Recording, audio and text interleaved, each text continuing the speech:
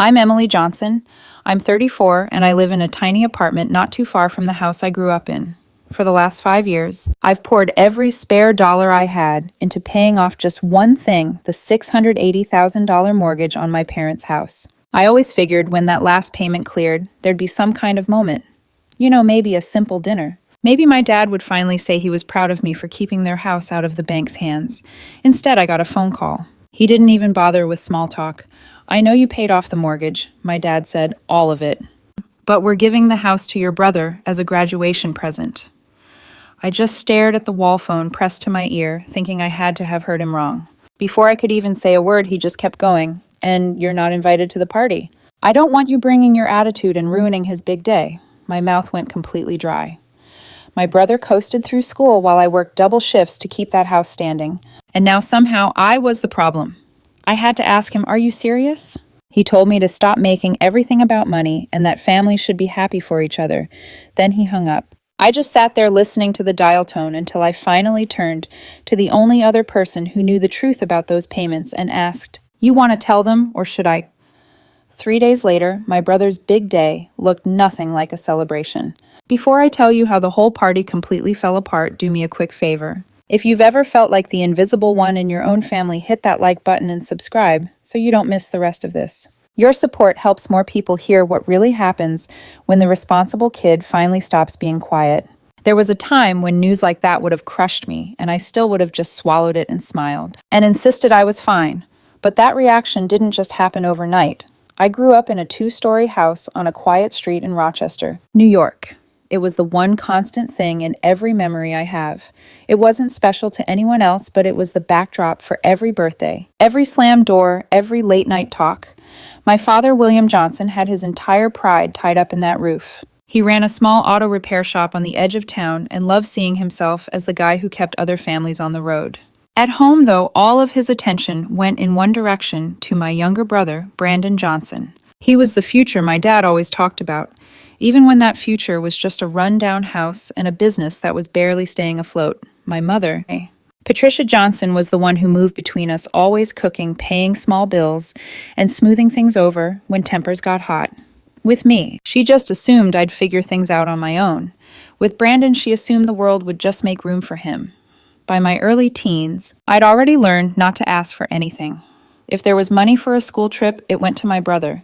If there was a new jacket, he got it first. They just acted like I didn't need a thing from them, so I adjusted. I studied, took whatever part-time job I could find, and just focused on building a life where I didn't have to depend on my parents. When I left for college, and then for work, that pattern just got worse. I took any job I could get, then finally landed a position that paid enough to let me breathe. I rented small places, drove used cars, and cooked at home. And I told myself that being independent was worth way more than any help my family could have offered. Back in Rochester, my father's shop was starting to fail. Business started slowing down. One big repair on his gear just wiped out a whole month's earnings. Then a rough winter hit, so customers put off any work that wasn't an emergency. The mortgage fell behind. Late fees just piled up. My folks never really told me what was going on, but I could hear the stress in their voices when I called. One time I was home visiting. I opened the wrong kitchen drawer and found a huge stack of envelopes from the bank. Not a single one had been opened. Just standing there holding those letters, I realized how close they were to losing the only real home we'd ever had. I also knew I could have just shut the drawer and driven back to my place and just let them deal with it. But I didn't. I went to my old room, sat on my bed, and crunched the numbers. I knew how much I made and what I could live without. It was pretty clear that if I dumped a big chunk of my paycheck into their loan, my own life was going to hit the brakes. Any promotion or raise would go to their house, not my savings account. Vacations and little extras. Yeah, those would be for other people. But I did it anyway. I started making the payments without a big fuss. Every single month, money came out of my account, paying down a debt that wasn't even in my name. My dad kept talking about how he was fighting to keep the house like it was all his hard work and sacrifice. My mom would thank me quietly, making me dinner when I visited or sending a text saying she loved me. But she never made him admit what I was doing for them. When things got really bad, a relative stepped in so one tough year wouldn't ruin everything. My uncle Richard Thompson helped my parents sign some papers. It put the house and the loan into a safer deal as long as the money kept coming. My name was right there on those pages, tying me to the responsibility. which I was already handling, and to some rights I didn't even think about. I just told myself it was worth it knowing my parents could sleep at night and not worry about losing the house. For a long time, I thought my life just became this simple, boring routine after I started sending all that money. It was just work bills and money transfers. I'd only feel a little bit of relief when I saw the mortgage go down. I kept thinking that once the debt was paid off, things with my parents would finally be about respect, not just duty. From my apartment, I just watched the seasons change in Rochester.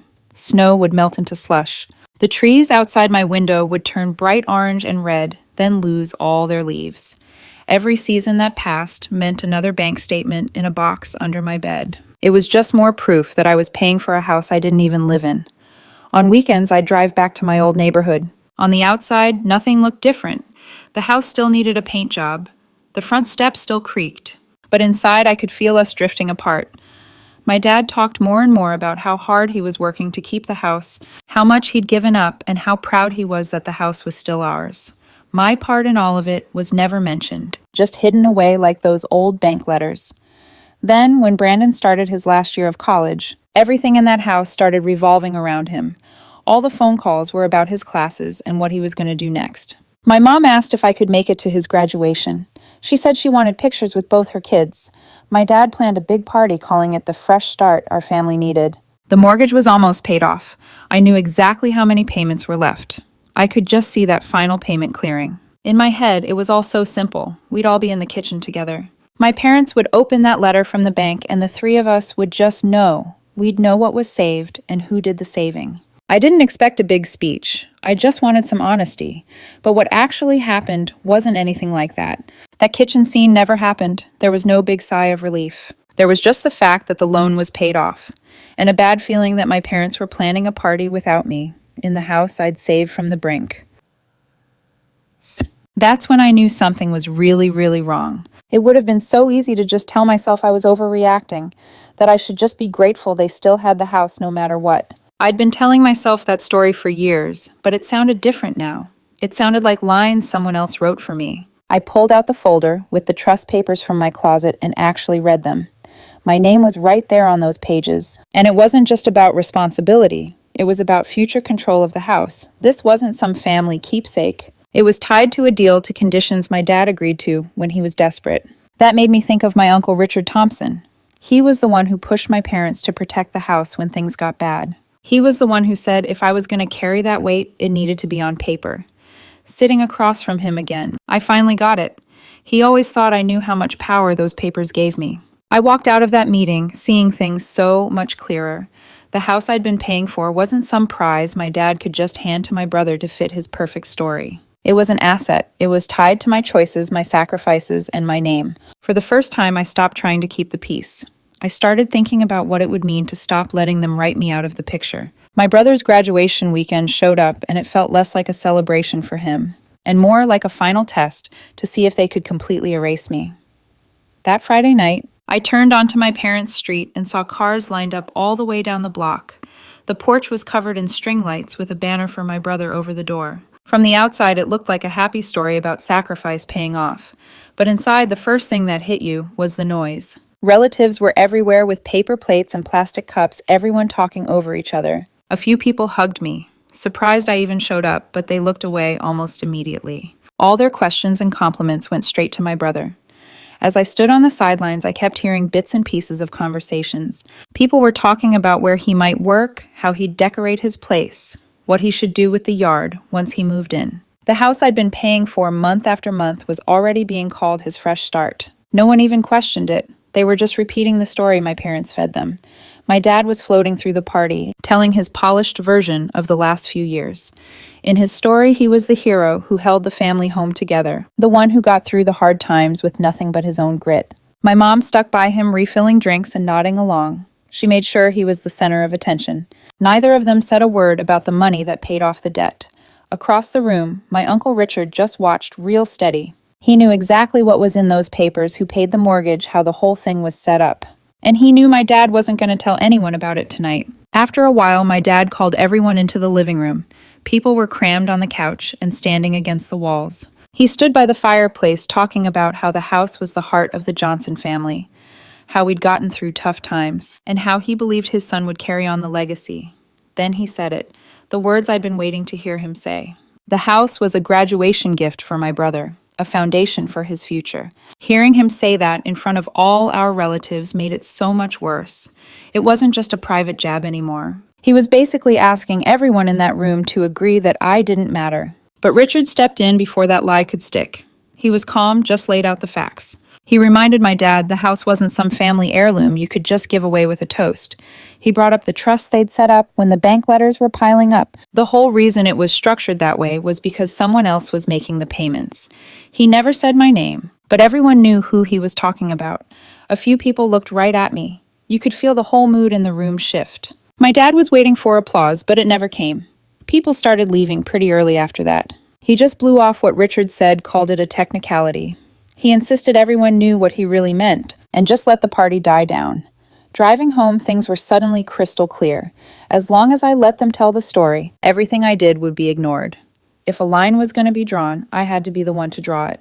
A few days later, I went back to the house by myself. The banner and lights were gone. The street was quiet again. I walked up the front steps, put my key in the lock, and it wouldn't turn. They'd changed the locks. That little bit of resistance said everything they wouldn't say to my face. Then the door cracked open, and there was my brother with moving boxes stacked up behind him. He didn't have to say a thing. The way he just stood there halfway in the door, the way his eyes went from my useless key to my face, said it all. This wasn't my place anymore. Then the door clicked shut. I just stood on the porch holding a key that didn't work. I knew right then I wasn't going to compromise again. This was the start of a boundary they never ever expected me to make. That silence from the locked door followed me home, and it wouldn't leave. I wasn't confused anymore. It was a choice. My family made a choice, and I was finally seeing it for what it was, no more excuses. That useless key just sat there on my coffee table. Now it was just a piece of metal, a reminder of everything I'd poured into a house I couldn't even walk into. I barely slept. Every time I shut my eyes, I just saw that porch, the new lock, and my brother standing in the doorway like he owned the place, like he always had. That whole story I'd been telling myself about doing the right thing for my parents just sounded weak. The next morning, I pulled the storage box out from under my bed.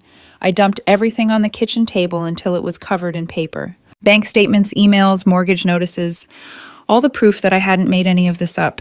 Every single page was a time I chose to keep them stable instead of myself. I added the trust documents my uncle had made them sign. I read them over, but slowly this time like a contract, not a favor. My name was all over those papers, connecting me not just to the work, but to who was in charge later. The house wasn't just some sentimental family thing anymore. It was tied in writing to all the money I'd already put in. For the first time, I treated this whole mess like a job. I made a list of what I couldn't change and what I could actually control. I couldn't make my parents be fair. I couldn't make my brother feel grateful. But I could decide where my money went and how my name was used on that property. That list led me straight to a lawyer, Michael Stevens.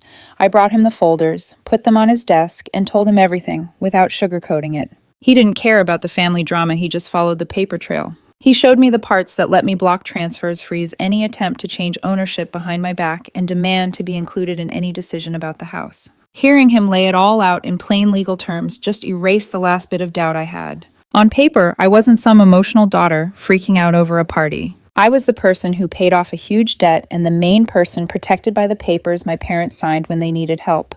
I called my cousin, Rachel Thompson. She works with financial records and knows way too much about messy property deals. She confirmed it. My dad had already tried to push the house over to my brother, but got held up by the trust paperwork. He wasn't confused. He knew exactly what he was doing and was just betting I'd stay quiet. Later, I stopped by our old neighbor's place, Sarah Mitchell's little house, right across the street from my parents. She's watched our family long enough to know when something's really wrong behind the polite act. She understood that official-looking envelopes or cars she didn't recognize might start showing up, and that I needed her to notice. That night, I put all the papers back into neat stacks, slid them in their folders, and put them on a shelf where I could grab them quick. They didn't feel like old memories anymore. They felt like tools. I was done waiting around for my parents to magically decide to be fair. Whatever happened next wasn't going to be up to them. It was going to be about how far I was willing to go to protect my part in all this. By the time the whole extended family got together for our usual summer cookout by the water, the house wasn't just a house anymore. It was a line in the sand they were trying to shove me over. The park was right near Lake Ontario. Folding chairs were set up around the grills, kids were running all over, and relatives were saying the same things they say every year. It looked like just another Johnson family barbecue, but this time, almost every conversation was about my brother. People kept asking him about job interviews, apartments, his plans for the next few years. They talked about the house like it was some prize waiting at the end of a game he barely even played. I just listened as my dad told his favorite version of the story. In his version, he was the one who struggled, who held it all together on his own, and now he got to see his son have a secure future. When relatives asked how they held on to the place, he'd talk about cutting back and just believing things would get better. My name didn't fit into that story, so he just left me out. My mom stuck right by him, filling up plates and making little comments to back him up. She went on about how excited she was for my brother to settle in, how it meant the house was staying with family. To anyone listening, it sounded like a sweet, simple decision. The contracts and all the years I paid were kept buried. But I didn't show up empty-handed. I had a thin folder in my bag, the same one I'd had on my kitchen table, while I sorted through every single document. I wasn't planning to make a big deal out of it, but I wasn't about to let my dad's story become the truth without a fight. When a bunch of relatives sat down at one of the picnic tables and the conversation turned back to the house, I knew I had a choice. I could just let it go, nod along, and watch the lie sink in, or I could do something to make everyone uncomfortable. I took out the folder, opened it to a page with my name right next to the trust agreement, and put it on the table. I watched their eyes go from the paper to my father and then back to me. In that little circle, the idea that the house was just a gift started to fall apart. Questions started coming enough to mess up the perfect story my parents had cooked up. Relatives who thought it was a simple story started realizing some pieces were missing. My father tried to brush it off as just some legal paperwork. My mother tried to change the subject. The mood never got back to the happy vibe they wanted. The cookout kept going, but something had shifted. A few cousins pulled me aside later, and I got some short texts on my phone that night. People who just took my father's story at face value now knew there was more to it, even if they didn't say it. A day or two later, my brother posted a short video. In it, he was standing in front of the house, pointing at the porch and the windows like he was showing off a project he'd finished. The caption made it sound like this was his new start and a symbol of our parents' pride. The comments from friends and family just poured in all congratulations and talk about visiting. Watching it from my apartment, I saw him publicly take credit for a place that had cost me more than they'd ever know. My part in the story just disappeared with every new comment. I didn't reply. I didn't correct anyone. I closed the app, looked at the folders on my shelf, and the quiet in my apartment was all the proof I needed that I was done playing along. In the days before my brother's big party, my schedule was the same, but my head was in a different place. I stopped waiting for some last-minute apology and just started doing what I had to do, based on the choices I'd already made. The folders on my shelf weren't just background noise anymore. That was the line I refused to let them cross. On the morning of his big day, my cousin Rachel confirmed that Michael's paperwork was filed and official. All my years of payments, my name on everything, and the trust Uncle Richard helped set up were now on the record. My parents couldn't just talk their way out of it this time. For the first time, my side of the story was down on paper, and it was just as real as theirs. Later that morning, some city officials walked right up the front steps of the house I'd paid for. Sarah was watching them from across the street. My parents opened this door thinking it was early guests, but instead they got handed an official notice that the property was under review. They couldn't just give the house away as a gift while the trust was in place and we had an active dispute. The people on the porch didn't know about family drama or who was the favorite. They just saw a paper trail and rules that couldn't be ignored. Sarah told me my father's whole attitude just crumbled in a way she'd never seen. For years, he'd always acted like his story was the only one that mattered. The papers in his hand told him he was wrong. Around noon, a tow truck showed up for my brother's car. That lease he was so proud of, the one for his fancy future, was behind on payments, and there was nobody left to secretly cover for him. The early guests just stood there in awkward silence as the car got hauled out of the driveway. For once, he had to deal with the consequences of his own choices instead of passing them to me. That afternoon, I drove back to the old neighborhood. Michael met me there with a stack of documents. Uncle Richard joined us, holding the folder that tied the house to the deal he'd made my parents take when they were desperate. Walking up to the door with them, I felt my nerves kicking in, but I also knew this was the end. I wasn't there to ask for anything. I was there to take what was already mine. My parents answered the door with my brother right behind them. Michael just calmly laid out the facts. The trust would be enforced. The house couldn't be treated like some personal gift for my brother while the legal issues were still happening. Any changes from here on out would need my approval. They had a short amount of time to get their things before a locksmith changed the locks. Where they went next was their problem, not mine. In the weeks that followed, they finally had to live a life that matched the choices they'd made. My father and mother moved into a small rental on the other side of town. My brother got an apartment with roommates who judged him on what he actually did every day, not on the empty promises my parents made about him. The house was still in the same place, but it wasn't a prop in their family play anymore. I finished the repairs and met with Michael and Richard. Then I decided what to do with the property by asking a question I'd dodged for years: what's best for me? The answer was simple. The house became an asset for my work with my name on it, not some shrine to a family that only worked if I kept myself small. Once I made those decisions, I stepped away from the drama. I stopped answering their calls. I deleted the messages that tried to make me out to be the bad guy. I told the rest of the family I was done defending myself in conversations where they'd already decided I was guilty. The quiet felt strange at first, but it was the most honest I'd ever been with them. And looking back, the real turning point wasn't some notice or a tow truck. It was the moment I stopped making myself small just so everyone else could be comfortable. Paying off that mortgage showed me just how easily people use love as an excuse to take from you. And taking back what I built proved that love without respect isn't a debt I owe anyone, even if we share a last name. If there's one thing I want you to get from this, it's this: choosing yourself isn't a bad thing. Sometimes it's the first real thing you've ever done.